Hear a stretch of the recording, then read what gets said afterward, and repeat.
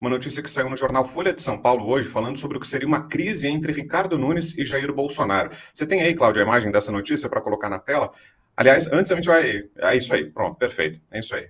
Com essa que a gente começa. A notícia era a seguinte: aliados de Ricardo Nunes agora querem Jair Bolsonaro longe da campanha no primeiro turno. A avaliação é que o prefeito tem subido nas pesquisas em razão do horário de TV, da divulgação da sua gestão e do apoio de Tarcísio.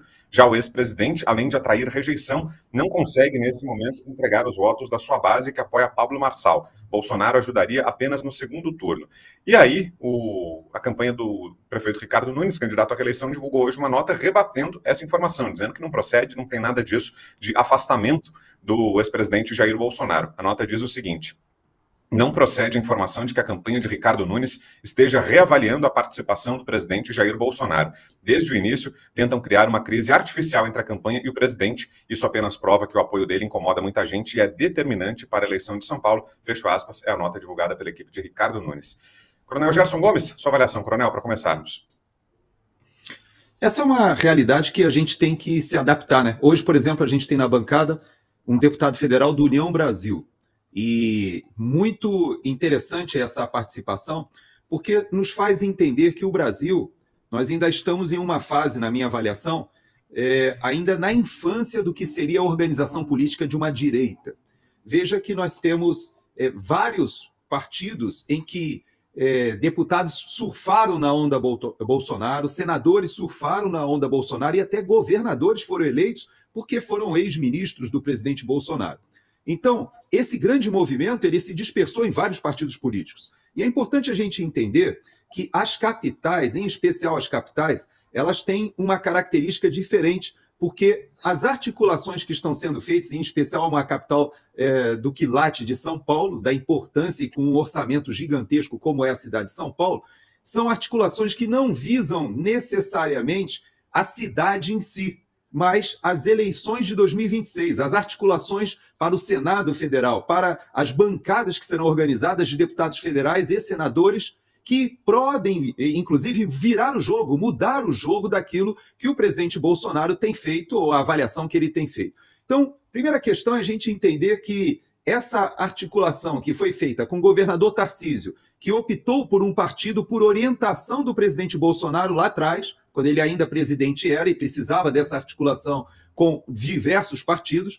A própria União Brasil, que nós temos hoje um representante, ele deriva de um primeiro partido que o presidente Bolsonaro esteve em 2018, se afasta, esses partidos se unem e você tem, inclusive, uma parte do União Brasil que vem da antiga direita, aquela lá de trás do PDS, que derivou da Arena. Então você vê a confusão que nós temos, porque o próprio deputado pertence a um partido que tem apoio, parte do seu partido apoia o governo atual.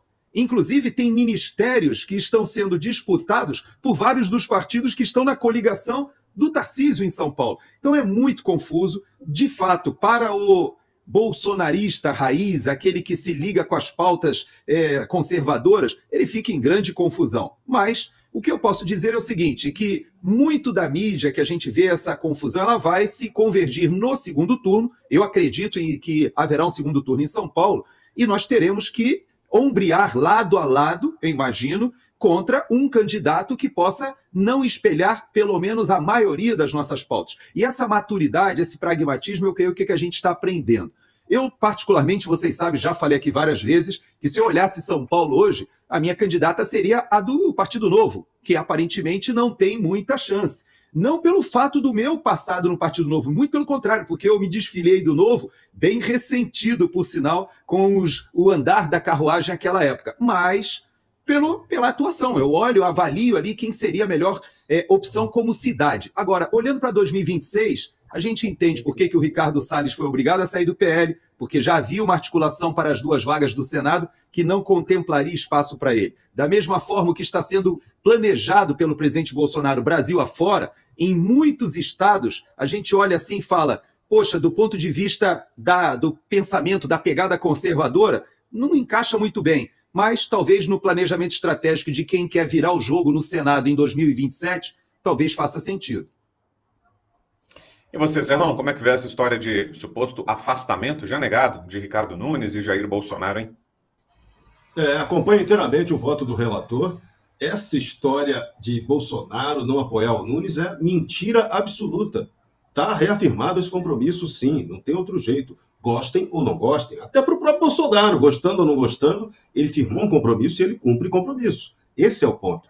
Eleição municipal é muito pragmática. Você tem que entender as realidades diferentes que nós temos no país. Cada lugar é um lugar. Lá em Goiás, por exemplo, o Bolsonaro está apoiando o irmão do Gilmar Mendes. Quem poderia imaginar isso? Então, as coisas podem acontecer, sim, sob esse ponto de vista da política da realidade local. São Paulo, uma eleição emboladíssima, complicada. Os candidatos, as diferentes pesquisas estão mostrando ali, na dianteira, empate técnico com oscilações entre 22% a 24%, 25% dos votos para 3 candidatos. Isso é algo bastante diferente, bastante animador. E a própria esquerda, dessa vez, um pouco dividida em São Paulo. E aí, vamos ver se essa esquerda vai ter a unidade para conseguir levar o candidato do presidente Lula até o final, que é o Guilherme Boulos. Boulos nunca desidratou tanto quanto nessa eleição. Parecia que seria o super favorito, o cara fácil do jogo. Mas aí veio o fator Pablo Marçal, esculhambou com o Boulos em diversos aspectos. Aquela brincadeira séria da carteira de trabalho, a história do para-choque de comunista que juntou a Tabata, bateu no Boulos, ele quebrou com todo mundo. E aí aquela história, o eleitorado bolsonarista se empolgou por esse tipo de ataque, já que o candidato à prefeitura, o sucessor do Ricardo Nunes, não tem esse perfil de dar pancada.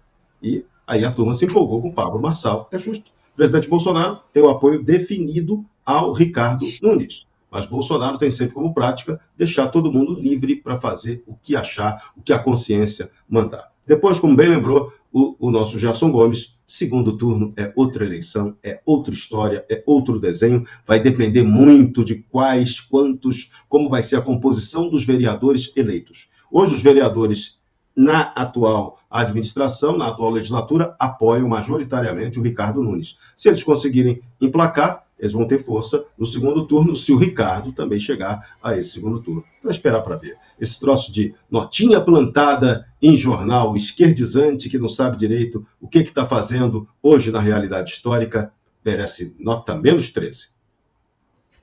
E o deputado Coronel Ulisses, como é que avalia, deputado, esse atual cenário todo da eleição aqui em São Paulo, com essa informação que trouxemos também, já desmentida, de possível crise entre Bolsonaro e Nunes, hein? Olha, eu não acredito que exista essa crise, né? Eu conheço já o presidente Bolsonaro há algum tempo, apoiei ele desde a primeira candidatura dele a presidente. Na verdade, em 1991, o meu pai já dizia que o Bolsonaro ia ser presidente. Felizmente, meu pai faleceu e não conseguiu ver esse momento histórico. A esquerda, a gente sabe como é, né? Eles vivem de fake news, eles vivem de tentar plantar alguma narrativa no sentido de prejudicar os candidatos, aqueles que são apoiados pelo Bolsonaro, aqueles que são da direita. A direita precisa amadurecer muito, né? Até porque a esquerda ela já vem aí de uma jornada de mais de 50 anos. O próprio Lula, nós temos vídeos do Lula ainda sem nenhum fio de cabelo branco, ainda novinho, dizendo que ia demorar uns 30 anos para conseguir implantar o regime de esquerda, né, ditatorial, que ele tenta implantar hoje, e tem o apoio do STF, infelizmente, como uma retaguarda forte, inclusive. Demonstrou, inclusive, agora, recentemente, que teve grande influência nas questões da eleição nacional que ocorreu há 2 anos atrás. E, assim, a gente vê uma direita que surgiu com o Bolsonaro. Hoje eu consigo enxergar o Bolsonaro como o maior líder da direita a nível mundial. Você vê que evento nos Estados Unidos com a presença do Donald Trump, o próprio Bolsonaro foi muito mais aplaudido, né? A partir dele veio o Milley, veio alguns outros líderes de direita. Então, mas falta ainda amadurecimento. Eu sou oriundo do PSL. Eu fui candidato a governador do Bolsonaro em 2018 pelo PSL. E após isso, mesmo sem nunca ter sido candidato a nada, foi a primeira vez que eu coloquei meu nome, foi um desafio, nós conseguimos ficar em terceiro lugar naquele momento e aguardamos 4 anos para vir para uma candidatura de deputado federal, onde nós logramos êxito, né? Então, assim, essa situação que envolve o Marçal, ele está navegando muito bem. quando ele diz que a direita ela não tem um dono, realmente não tem um dono. Né? E o pessoal da direita tem, muitas vezes, se identificado com o Marçal exatamente porque, quer queira que não, o discurso dele é um discurso que vai para cima, um discurso que fala a verdade, é um discurso que realmente se identifica com o público bolsonarista. Mas acredito que teremos sim segundo turno em São Paulo. Estive aí na Avenida Paulista, observei não somente a manifestação que era fora Moraes, mas também observei no momento em que o Marçal chegou e a gente vê que existe uma aceitação muito grande e isso não pode ser desconsiderado. A aceitação que a gente viu, que eu tive a oportunidade de ver com os meus próprios olhos, no loco, foi uma aceitação, inclusive, maior do que o próprio Nunes. Eu, sinceramente, eu sigo o líder Bolsonaro aí, logicamente. Mas eu entendo que não está muito fácil para o Nunes, não, e nem para o Boulos. Para o Boulos, principalmente. O Boulos, eu entendo que essa vinda do Marçal realmente foi avassaladora para ele. Bom, mudando um pouquinho de assunto, vamos falar do caso do André Janones. Enquanto eu vou trazendo a notícia aqui, peço que você que está no YouTube curta aqui a nossa live, hein? Vá curtindo, deixe seu like, não esqueça disso não. André Janones teve uma má notícia hoje. A Polícia Federal indiciou o deputado federal por suposta participação em um esquema de rachadinha em seu gabinete parlamentar. A prática consiste na devolução de parte dos salários dos assessores a políticos e é investigada pela corporação após uma denúncia de ex-funcionários que alegam ter sido pressionados por Janones a entregar de volta para ele parte dos seus vencimentos. E aí, Serrão, será que pode caminhar essa investigação? Será que vai adiante? O que pode acontecer com o Janones nesse caso da rachadinha, hein? Dessa vez esse daí corre risco, hein? Parece que ele entrou em desgraça no esquema petista que ele apoiava, que apoiava ele, e é sempre assim, o PT se vinga de quem não é um aliado muito confiável. E a Polícia Federal foi para cima do Janones, já tem indiciamento. Agora, quem vai avaliar o caso é a Procuradoria-Geral da República e caiu para o ministro Luiz Fux no Supremo Tribunal Federal. Então, Janones que se cuide. O bicho pegou para você, meu caro.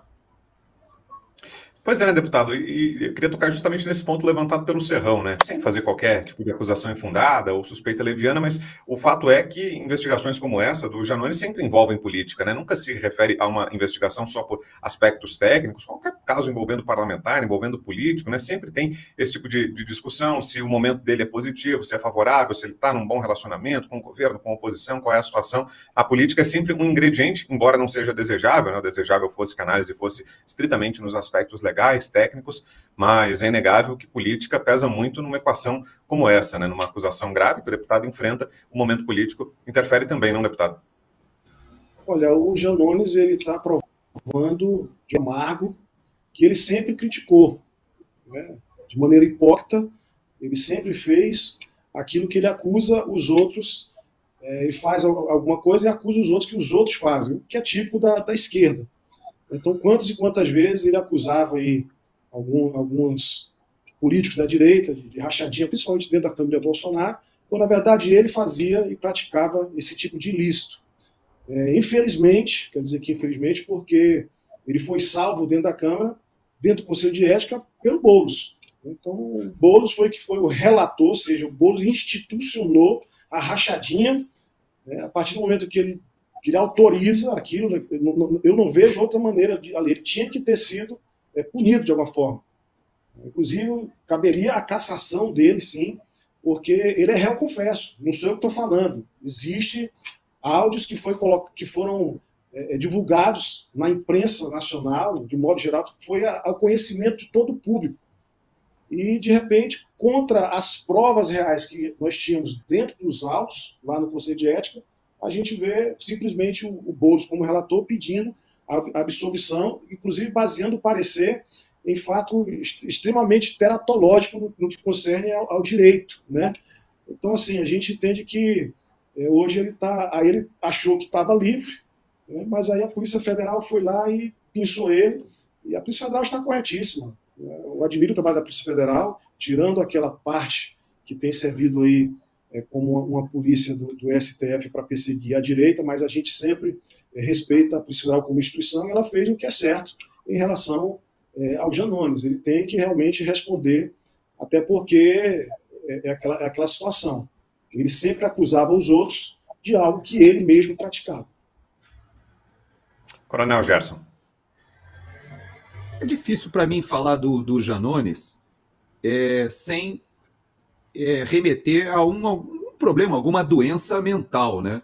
Ele aparenta ter algum distúrbio psiquiátrico, tem um comportamento errático, muitas e muitas vezes se utiliza das redes sociais com bastante inconsistência de ideias, ora ele vai para um lado, ora para o outro. Mas eu vou resumir o meu comentário a respeito disso, não falando dessa questão das rachadinhas, que eu acho que já está esgotado esse tema, mas sobre a publicação que ele fez, por exemplo, recentemente no próprio Twitter, né, no X, em que ele fala para o próprio Elon Musk dizendo: enfia essa sua rede no rabo e vaza daqui. O Brasil não é casa da mãe Joana, não, vagabundo. Então, você pega essa frase e percebe que ele, na própria rede do X, ou seja, do Twitter, ele se utiliza a própria rede e diz que o Brasil não é casa da mãe Joana. Bom, se o Brasil não é casa da mãe Joana, ele talvez queira dizer que o Brasil é um local do império da lei. E se existe o império das leis, esse fato da rachadinha, que está sobejamente comprovado pelos próprios assessores dele, e que, de certa maneira, ele foi inocentado ou foi passado pano na questão da própria comissão, que poderia ter já feito o que fez essa semana com outro parlamentar ali do PSOL, ou seja, levando o lado para a questão da ética, do decoro, não fizeram isso. Agora é possível que a justiça faça. Mas esse pronunciamento que ele fez em relação ao Elon Musk, para mim, foi sintomático de alguém que explora as redes sociais para aparecer, para lacrar, né, como a gente diz, e para se utilizar de uma ferramenta que ele mesmo cospe no prato que ele comeu durante tanto tempo. Então, vamos passar para outro assunto, que eu acho que Janones não vale a pena a gente falar tanto sobre ele aqui, não. Foi aprovado de última hora, faltando pouco para o fim do prazo estabelecido pelo Supremo Tribunal Federal. Foi aprovado na Câmara o projeto da reoneração gradual da folha de pagamento. O texto base do projeto de lei que mantém a desoneração da folha de pagamento para empresas e municípios agora em 2024, mas determina a reoneração gradual a partir do ano que vem. O placar foi de 253 votos favoráveis e 67 contrários. O texto agora vai para a sanção do presidente Lula. Começo contigo, Serrão, sua avaliação sobre esse texto aprovado e os impactos que isso vai ter para todos nós. Pois é, né? Driblou-se um acordo que inicialmente o parlamento queria fazer e veio a ordem suprema. Agora tem 5 dias para o presidente Lula sancionar e ponto final. É assim, várias interferências. Olha, o nosso modelo de gestão no Brasil hoje parece que o Poder Executivo, na verdade, é o Judiciário, é o Supremo Tribunal Federal. Problema do fogo. O Supremo Tribunal Federal dá a ordem. O problema é da reoneração da folha de pagamento. O Supremo Tribunal Federal dá a ordem. A polícia tem que atuar na favela ou não, na área conflagrada ou não. O Supremo Tribunal Federal determina o que pode e o que não pode. Caramba! Então, estamos objetivamente na governança suprema. A perguntinha que eu sempre faço é: isso é legítimo? Esse debate está acontecendo? O nosso parlamento está realmente acordando para o tamanho da gravidade desse problema? Parece que sim. Pelo menos nessa história do pedido de impeachment do ministro Alexandre de Moraes, a gente já tem aí 195 parlamentares que estão ali na bronca sobre esse caso do impeachment. Mas isso não é só sobre o impeachment do Alexandre, envolve todo o sistema de poder do Supremo Tribunal Federal que hipertrofiou-se. O Supremo acabou se apequenando com seu agigantamento sobre a governança ou a desgovernança na coisa pública. Uma hora ele era acionado no governo anterior, ele era acionado por um partido de esquerda, de oposição ao governo Bolsonaro, que o Supremo ia lá e cumpria, fazia a ordem ou o que o governo estava fazendo ser desmontado. Agora a novidade é que você tem a própria Advocacia Geral da União, quem aciona o Supremo para que o Supremo diga o que tem que ser feito. Então, essa governança brasileira é esquisita. Montesquieu diria que isso é tirania, mas essa tirania nossa é diferente até do que pensou o Montesquieu quando ele definiu a tirania como uma aliança entre o judiciário e o executivo. Aqui temos um deep state que manda no poder judiciário, o executivo segue a conveniência da desgovernança e o legislativo tem ficado totalmente à parte, apático, abaixo, não tomando as devidas providências para o reequilíbrio institucional. E é esse debate que tem que acontecer. Ou então, tudo vai ocorrer no Brasil em função de supremas decisões. Eu gosto de lembrar, ele não é o poder eleito para tratar dessa questão. Novidade do mundo agora é que judiciário pode ser eleito. No México, os parlamentares lá resolveram que o judiciário agora pode ser eleito da base até a instância superior, nos tribunais superiores. Já pensou se essa moda pegar por aqui também? Fique esperto que pode chegar esse debate. Coronel Gerson. Não vai chegar não, Serrão. Não vai pelo seguinte, no Brasil existe uma excrescência que não acontece no México, infelizmente.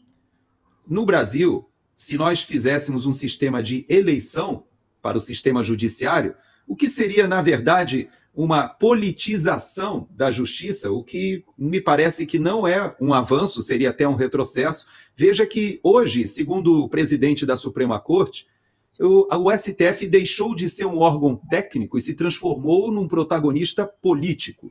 Se você traz isso para a política partidária com a eleição, pode ser um tiro no pé. No México, quem está celebrando isso é a esquerda e os cartéis de drogas. Por quê? Porque lá no México, o poder judiciário era o único que ainda resistia ao avanço do narcotráfico, exatamente dos cartéis de droga, que dominaram a política. No Brasil, eles fizeram um outro caminho.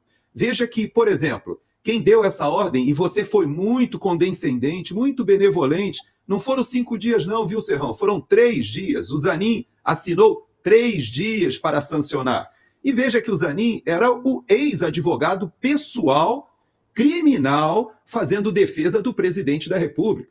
E agora ele é um braço do governo que joga, como você bem disse, nesse time junto com a Advocacia Geral da União, impondo ao parlamento prazos. Por isso nós tivemos essa votação imoral que aconteceu no apagar das luzes, na madrugada, articulações sendo feitas ali em cima do laço, relatora do projeto saindo, entrando ali o capitão Cueca como representante para poder tentar achar um texto de consenso. Tudo isso aconteceu por quê?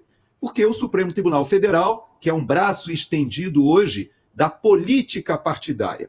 Então, é um assunto bom para se discutir, viu? Talvez a Carol Detoni hoje esteja ali na Comissão de Constituição e Justiça querendo aprovar leis para conter o nosso judiciário, que já está politizado. Talvez, se a gente tivesse um judiciário politizado na Argentina, o Milei nem teria sido eleito. Então, você veja que há vantagens e desvantagens, mas eu ainda consigo defender aquilo que talvez até o Montesquieu, quando pensa na separação dos poderes, quando ele fala da independência, e eu costumo dizer que o que a gente viu aí na Avenida Paulista, no 7 de setembro, foi um novo grito do Ipiranga, de independência ou morte, mas independência entre os poderes, ou morte da República. E eu creio que, infelizmente, é isso que a gente viu no Brasil. A nossa justiça já está muito politizada e, quem sabe, até já com uma interferência gigantesca do crime organizado. Para fecharmos, deputado, esse tópico da reoneração da folha, queremos ouvi-lo. Olha, eu tive a oportunidade de votar contra essa questão, principalmente o destaque que se falava do confisco, porque o que nós temos realmente ali, quando se fala no inciso 7º desse projeto de lei, é o confisco de bens, a expropriação. Relembra aquele fato que aconteceu no governo de Fernando Collor de Mello. Olha só como nós estamos regredindo. Então, nós temos aqui, eu estava verificando aqui os valores, são 8,6 milhões de reais de cidadãos brasileiros que está sendo confiscado e mais 12 milhões de reais de depósitos judiciais. E o pior de tudo, isso está sendo tratado a nível de projeto de lei. Eu entendo que cabe sim uma ação direta de inconstitucionalidade, porque quando se fala em confisco, nós temos o artigo 150 da Constituição Federal. Então isso é tratado a nível de Constituição e não de projeto de lei ordinário. Então, eu acho que ainda cabe aí por parte de algum partido que tenha a coragem de entrar com uma ação direta de inconstitucionalidade para que isso aí possa ser revisto. Que é uma vergonha essa situação. O governo, a gente sabe que o governo está tentando tapar o rombo e mesmo assim não consegue tapar o rombo fiscal com o dinheiro, né, que pertence ao cidadão brasileiro. Então, queria deixar aqui claro que eu entendo que essa lei, apesar de ter sido aprovada, ela é inconstitucional.